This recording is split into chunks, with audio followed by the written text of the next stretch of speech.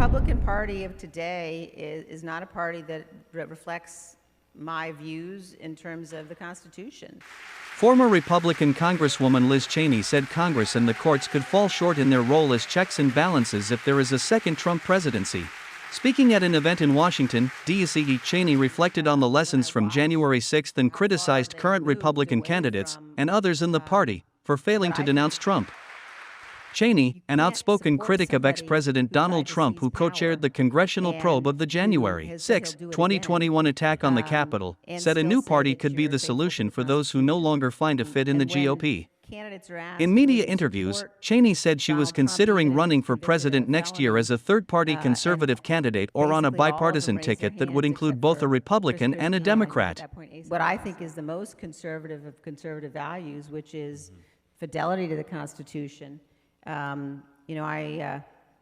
It's hard to see a fit. I think the party is going to have to fundamentally rebuild, which I don't know if that's possible, or we're going to have to start a new party.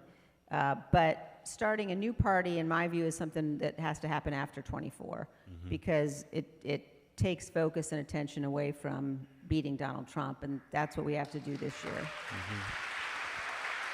She cited Trump as a threat to democracy and the United States. You know, Congress's ability to check a president and to stand against a president comes in a number of ways. Number one, possible impeachment and conviction. They're not going to do that. You could say, well, the Senate has the ability to confirm nominees, so he can't nominate the craziest people. Donald Trump doesn't care if his nominees get Senate confirmation. He'll put people in as acting. He's done that before.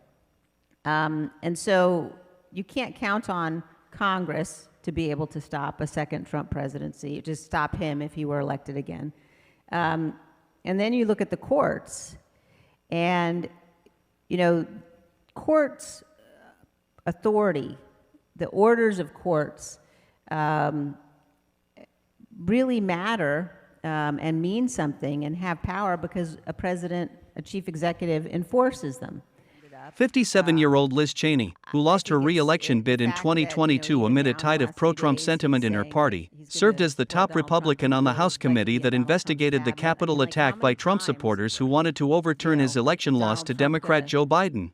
I think one of the most important lessons of what happened on January 6th and in the days leading up to it is that America's institutions don't defend themselves. It takes people to do that. And